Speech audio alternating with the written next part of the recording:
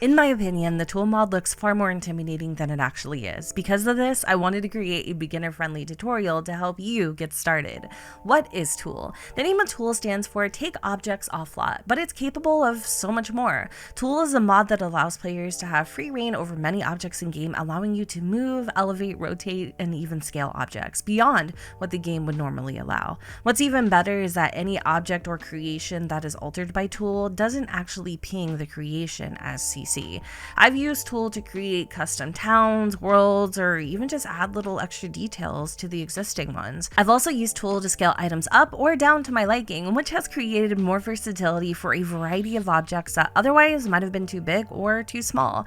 You can also use tool to customize apartments, change the location of doors, and even add items to communal parts of the apartment. Tool also allows you to remove or change windows, doors, etc. I have a video showcasing how to do this, and I'll make sure to leave it down in the description. Before we begin, I do have a few mod suggestions just to make your experience with tool even better and easier. In order for tool to work properly, you have to make sure you installed it correctly, so make sure that you have read all of the mod notes. But in short, all you need to do is just download the file. It will come in a zip folder, and from here, just drag the tool folder straight into your mods folder. At the moment, I only have 2 recommended mods that I like to use alongside of tool. The first one is by TwistedMexi. It's called Better Build By. There are so many different reasons why I love this mod. It's not only just a tool must-have, it is a Sims 4 must-have, especially if you're a builder and you want to be able to have easy access to live and debug items. And recently, TwistedMexi has also added the ability to favorite in-game objects, meaning you can create an entire favorites folder of your favorite items within The Sims 4 for easier access later. The last mod that I recommend using with tool is Clickable Worlds by A Winged Llama. So with tool, currently you can only place objects off the lot within an area that is routable. So if your sim can get to it, you can place an item there. However, we know not everywhere in the world is currently routable. So what this mod does is essentially makes the entire world clickable/routable, which means using tool, you can place any object your heart desires anywhere. First thing that we're going to talk about is opening and engaging tool. So in order to open up the tool mod, you have to be in build by. It will not work in live mode. And in order to do this, all you need to do is just hit the shift button on your keyboard and then select the T key. Once you've done that, the tool extension will pop up, and this is the same method you'll use to also close a tool mod. So you'll need to hit Shift T to close it and then Shift T to open it. By default, I believe the extension box is somewhere up here. For me personally, that's quite an eyesore, especially if I'm building. It's like dead center in my field of view. So I have opted to move it to the side, and I'm going to show you guys how to do that. So all you need to do is just hit Options. From there, you'll click Change Settings. You'll select Set Dialog Position, and you can play around with all of the different positions just to see what's most comfortable for you. To engage an object with tool, simply just click the object of your choice, and once you release it, you'll notice that it turns this green color. This is how you'll know that an object is engaged by tool. In order to disengage it, you'll just simply click it again, and then it'll return back to its normal color. Now that you're equipped with the basics, we're going to go through each and every one of these menus, starting with Move. First, you need to make sure that your item is engaged in order for the functionality to even work. So we're going to select Move, and don't be intimidated. I know what you're thinking. It's the forbidden grid. This is what definitely threw me off when I first started using tool, but thankfully there is a far more beginner friendly way to get an item to move with tool. First, you're going to need to make sure that your item is engaged. Second, all you need to do to place an item where you want it is just simply click where you want it with your mouse. In fact, anywhere that I click, I can virtually place this painting. Obviously, I don't think you would want a painting in the middle of the road, but maybe you want some trees to line the street. Maybe you want to put some cars in the road. Just use this painting as an example of all the different things that you can do. Let's pretend for a moment that this is a car and we want it to be flush against the curb. I could sit here and click it into position, or if I wanted to fine tune the process, there's an easier way to get an object to move literally millimeter by millimeter without having to click and then hopefully get it in the position that you want it to. So in order to do this, you just hold down the Alt key on your keyboard and you'll just click in the direction of where you want the item to go. And you'll see with the click, it'll move just bit by bit. Now, if you want there to be even bigger gaps in the movement, you'll just click simply further away. So the closer you are to an object, the smaller the adjustments will be. The further away you are, the larger they'll be. Once you have your object exactly where and how you want it, just remember to click the object to disengage it and close out tool using the Shift and T keys on your keyboard. Next, we're going to talk about elevating an object. To start, make sure your item is green and engaged, and from there you're going to hit elevate. So it says enter a value between -25 and 25. In this circumstance where we're talking about elevation, a negative value would mean down and a positive value would mean up. Just depending where your item is, this could mean it's going to go under the ground or you're just going to lower it from a higher position. So, for instance, I wanted it to maybe raise this statue up in the air by 1 sim tile. I would just enter 1, and once I select OK, you'll notice that our item is approximately up 1 sim tile. So, in order to put the item back down, all I would do is do a value of -1, and then it should be back on the surface. Okay, so say you wanted to place an item underground, right? Maybe I don't want the platform of this statue to show. So what I would do is I would eyeball it a little bit. I'm not gonna lie, I'm not perfect with like these measurements at all, but I would hit a minus sign and then I'm gonna implement decimals in this. So we're gonna do -0.5, which means in theory, this is going to go down approximately half a sim tile. Once I select OK, there you will see the majority of my horse's platform is underneath the ground. It's not exactly perfect though, and if at any point you feel like you've made a mistake or maybe your calculations were off and you want to undo it, there's a super easy way of undoing it. Obviously, you could kind of backtrack your calculations to get the object back to its original position, or what you can do is you can just go into options and select undo until the item is back into its original position, thus giving you the opportunity to come back and kind of finesse your measurements a little bit. So I would say 0.5 was just a little too much. So this time I'm going to do 0.4. And now it looks like my horse is walking on the ground instead of that platform. The rotate option within Tool is my least used feature as a beginner. I feel like if you need to rotate an object from, left to right and then place it within the world, you can do so without actually having to use Tool. So let me give you an example of what I'm talking about. So let's say, for instance, I wanted this chair or car or tree to be at an angle. I can do so using the Alt key on my keyboard, and then I can just use my mouse to pull it into position. And from there, I can engage Tool. I'll go to Move, I'll select the item, and then I'll place it wherever I want it. But the thing about the rotate option within Tool is that it doesn't just allow you to rotate an item from left to right. It actually allows you to rotate the item from front to back, and you can even rotate the item from side to side. Let me give you an example of what I'm talking about. So we're going to put this chair back into its original position. We're going to hop into rotate. So here's the access to kind of change it from side to side like I showed you just a moment ago.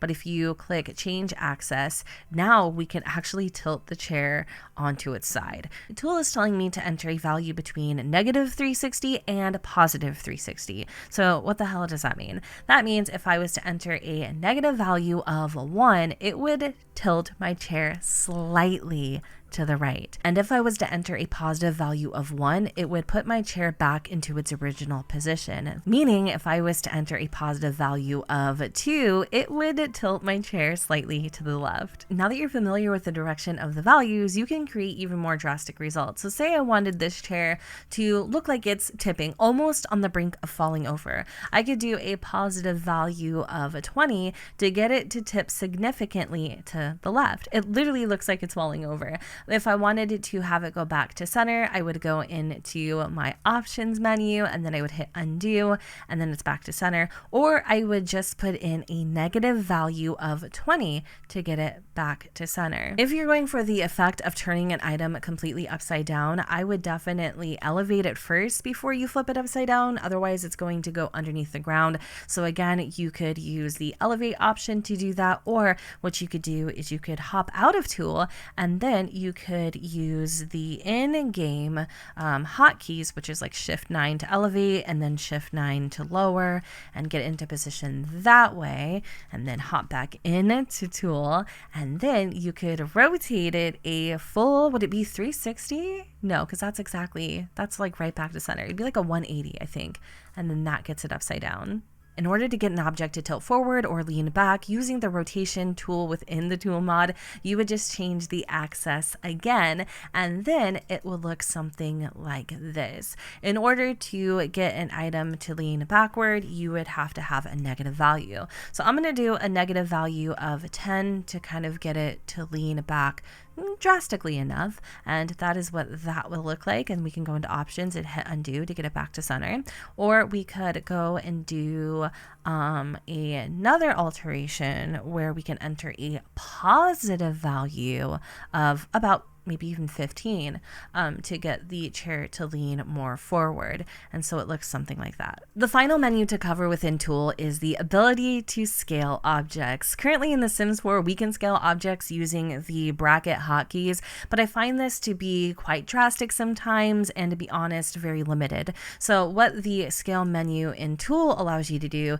is just get kind of more precise with your alterations. So say I wanted to make this crate smaller, but not significantly smaller. I would enter a value between 0 and 25. So it's a little bit different than the negative values we've been seeing with all the other options. So when it comes to scaling an object, 1 is its original size. 2 means it's 2 times the size. 3 would make this object 3 times its size. So in theory, you could technically make this box 25 times its size. So if I wanted to make it slightly smaller than its original size, I would go under 1, meaning I would enter a value of 0.8 or 9 if I wanted it to be ever so slightly smaller. So 0.8 should give me the appearance of it being smaller, and it should be noticeable enough. There we go. It's just slightly smaller.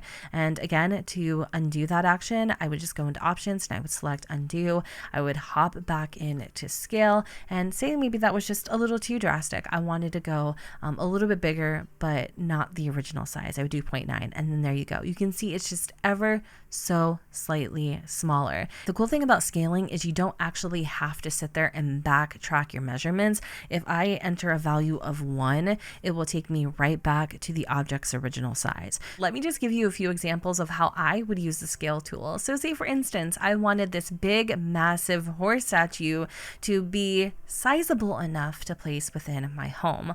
All I need to do with that is just go and enter a value of, let's say, 0.5. It's certainly a lot smaller, but it's not exactly the size I think of when I'm thinking of like a little knick-knack house statue. So maybe we'll go a little bit smaller and we'll do a value of 2.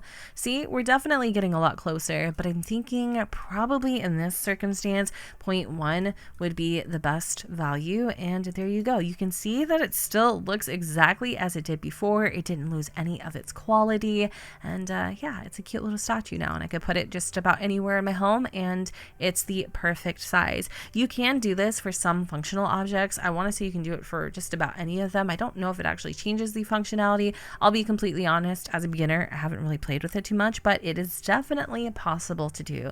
So say this dollhouse is just a little too big. You want to scale it down. Obviously, you can use the in-game hotkeys, but if we want to get a little more precise with it, we can do the scale tool within tool. So I'm going to do a value of 0.4, and there you go. Now it is a lot smaller. And the same thing can be applied to all of these other objects in game. Even live mode objects you can actually scale up or down. So say this building was just way too big and I wanted to make it a little bit smaller. Maybe I would go in for a value of 0.8, and now it's just a little more manageable. Just who knows what you're going to use that for. You know what I'm saying? And the same thing again applies to paintings, which I find to be the most beneficial thing when using the scale object. I love this for paintings. So if I wanted it to be, we did a lot of small options. Maybe I wanted it to be just a little bit bigger. We'll do like a value of 1.2, and now it's slightly larger. I have a couple beginner pro tips for you. The first one is that you can apply any one of these actions to multiple items at once. So all you need to do is just hold down your Alt key on your keyboard, and then you'll click each item that you would like to group together in a single action. So with this, I am able to, for instance, scale down all of these chairs. So say I want to scale down these chairs as a unit. All I need to do is just select them like I told you, and then we're going to do 0.5, and now all of them have simultaneously shrunk together. And now because our tiny chairs are in a group, I can actually move them as an entire unit by simply just clicking with my mouse. And we can do all of the other same things that I showed you guys earlier on individual objects with them being a group. So in order to disengage the group, all I need to do is just click toggle, and that will unselect all of the little tiny chairs. I can even delete all of these tiny chairs as a unit by selecting delete group. I've already shown you this last beginner pro tip several times already, but I wanted there to be a place in the video where I could timestamp it specifically. So say for instance, you are working on your object and I don't know, maybe you like rotate it a little too far and you absolutely hate the placement. Instead of backtracking with all your measurements, all you need to do is just go into options and select undo to put it back to where it was previously. One last beginner pro tip that I probably should share with you is how to delete objects that are off your lot using tool. So if you edit an object with tool in your lot proximity, you're able to delete it. You don't have to do anything special. You can delete it the normal traditional way. But if you were, for instance, to take this building and place it off your lot, so somewhere off into the distance like this, and you disengaged your toolbar, you couldn't click it and delete it the traditional way. So what you would have to do is you would have to reopen your tool extension and then click the item, make sure that it's engaged. You would go into options and you would delete group, even though it's just one singular item. Now that you have a basic understanding of how tool works, I want to play around a little bit and showcase some of the things that you learned here today. And I want to also showcase some of the features of the mods that I mentioned in the beginning of the video. So with Better Build By, you can do so many things. Like for instance, you're able to toggle on debug and live edit mode without actually having to use cheats. And you would do this by simply going into content and selecting debug and live edit. You can also filter out custom content, and you can hide Maxis if you just want to only show custom content in your catalog.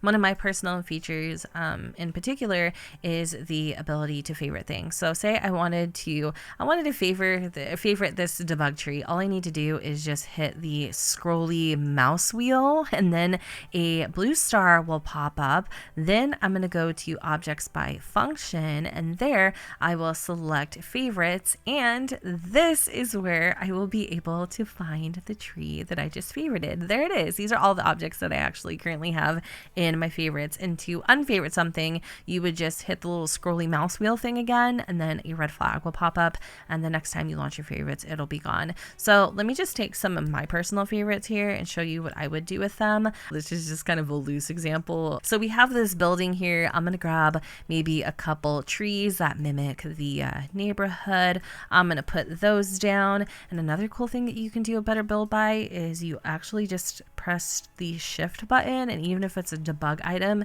it will duplicate it. game changer. So I've got a couple trees down. I'm actually just going to do one more thing. We're going to go back into sort by function. Another great benefit of Better Build By is you can actually look for items that fall under the transportation category. So say I wanted to put this trolley somewhere in our neighborhood, we could do that. I'm going to grab like a couple cars here too as well. Let me grab like a truck. I think that's it for now. Okay, so I've got all of my items ready. I'm going to engage tool, and then I'm going to select my item first. So I guess the rotation of this building is fine. So I got my building, and I'm going to scroll out as far as I can go. And because I have the clickable worlds mod by A Winged Llama, I'm able to put buildings in the distance. So if I really was like dedicated, I could create like a whole little like illusion of a town. I can also cover up some of these shells here and make like a little makeshift city if I wanted to. And then using like the Alt key, I can kind of get it to exactly where I'd want it. And there you go. Do you see that? Like seriously, how cool is that? I mean, it's not a great example, but it gives you a general idea. So another fun thing that I can do is I can like line the this neighborhood here with these trees. So I'll just, engage one, make sure it turns green, click it to where I want it, click it again to disengage, and then I would do this like for the rest of the trees here. And now I have a beautifully tree-lined neighborhood, and then I would do that for the rest of them. And then maybe like you put it off a little too far, like I showed you guys earlier, you would just hold down your Alt key and you would click it into position. And so maybe I wanted to do the trolley.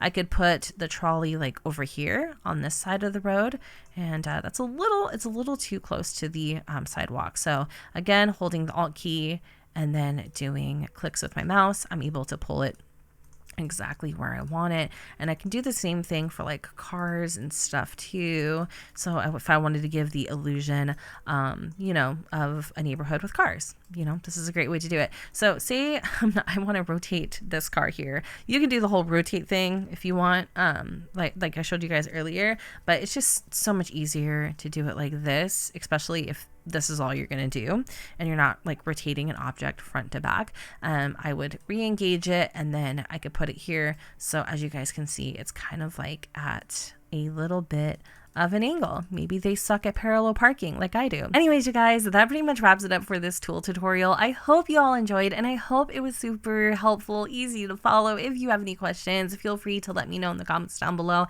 Everything and anything that I talked about in this video will be linked on my website at XUrbanSimsX.com. And with that said, I hope y'all enjoyed, and if you did, you know what to do, boo. Don't forget to go ahead and comment, rate, and subscribe. Let me know what you guys think in the comments down below where the sun does not shine, and I will see you all next time. Bye, guys.